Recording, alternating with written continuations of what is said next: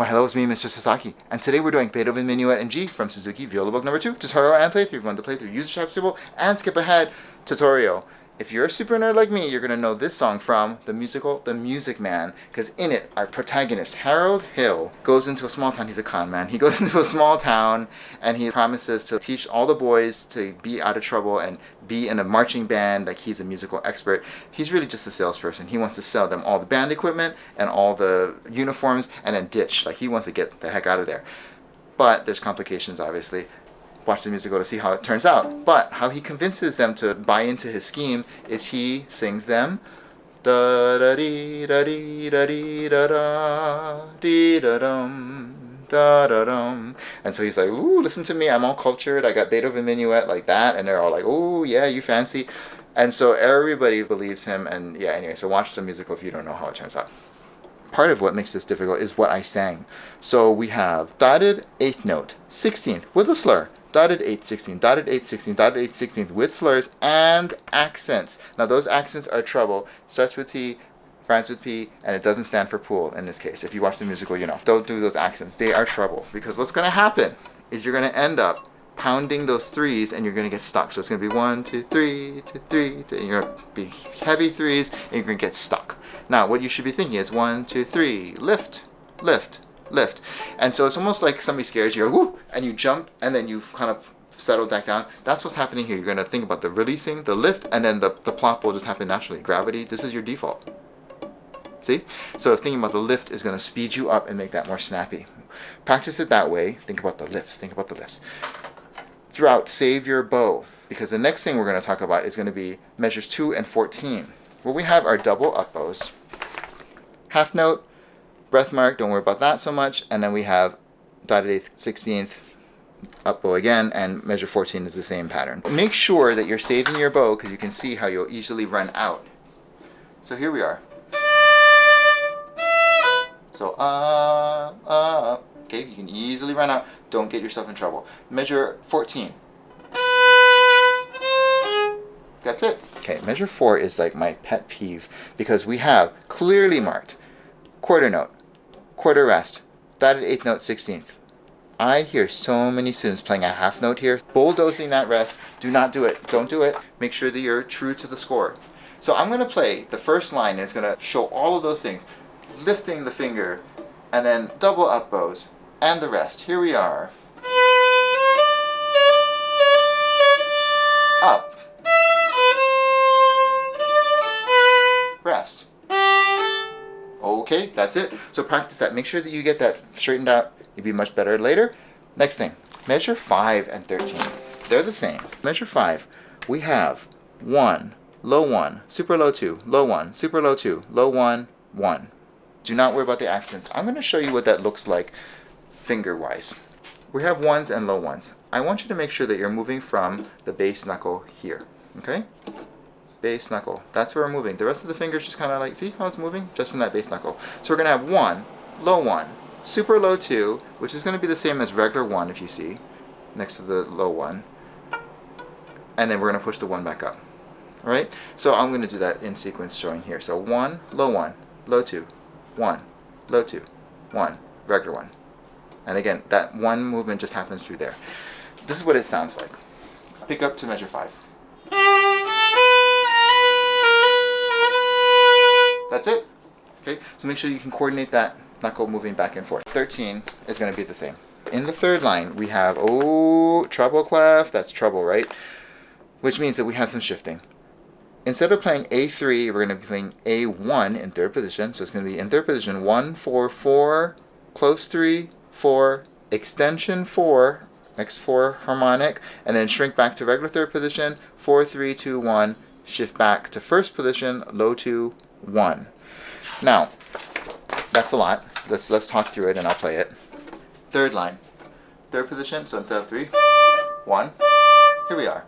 1, 4, 4, 3, 4. Harmonic extension. I like to do this. I like to pop my hand up both ways out. Like that. And then I shrink back to regular third.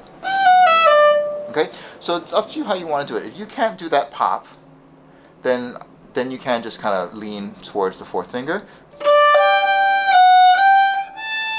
leaning in that way and then come back. The reason why I like to do the pop is that I technically am still in third position. I'm not moving my hand really, I'm just spreading out. And so then when I shrink back, I'm still in third. Whereas here, you kind of have to technically go into like fourth or something and then kind of come back angled to third. It's a little bit more complicated for a lot of people, but I don't know. It's up to you. Whatever works better. I like the spread. So let me just play that here and...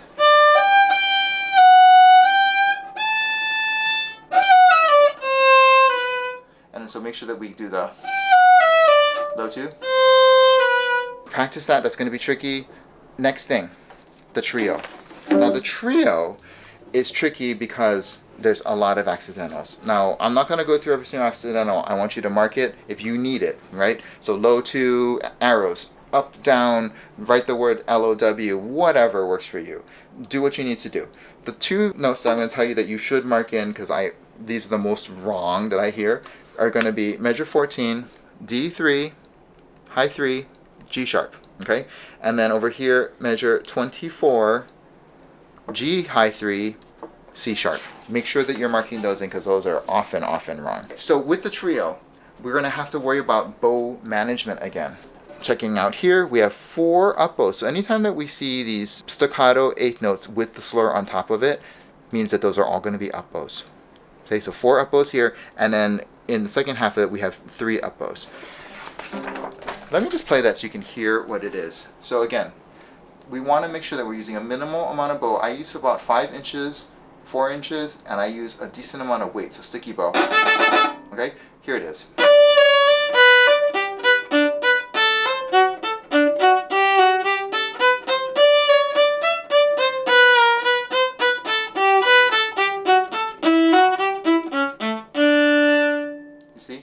Using very much bow, and I'm just going to cut. We want to have that incision and incisive sound. If not, we're going to do lots of ups and then run out and then be in big trouble. The only other things that we need to talk about there in that first 2 lines is going to be the 1, 1, 1 right here in measure 22. Regular 1, low 1, regular 1. It's like kind of like what we did above here, so just adopt that idea with the knuckle. And then really here, the last line, measure 30. We have 1, 3 in first position, and then we have third position on the D string. 1, 3, open D. A4, 2, 4, and then we shift back to first position, low 2, 2, 4. So I'll play it for you slowly and talk you through it. So here we are, measure 30, 1, 3. Shift, third position, D1, 3, open, 4 on the A string, and then 2, 4. Then shift back, low 2 on the A string. Let me just play it and you can hear it.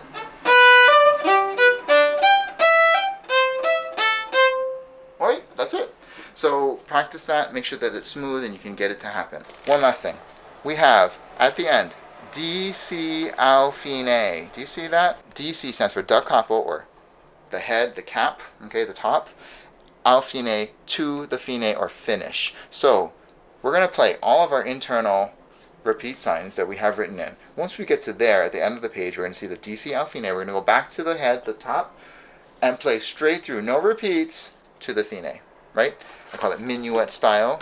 When we go back to the beginning and don't do the repeats. Here we go. Time for the playthrough. So we're thinking about the minuet as an older version of the waltz. Similar speed. So 1, 2, 3, 1, 2.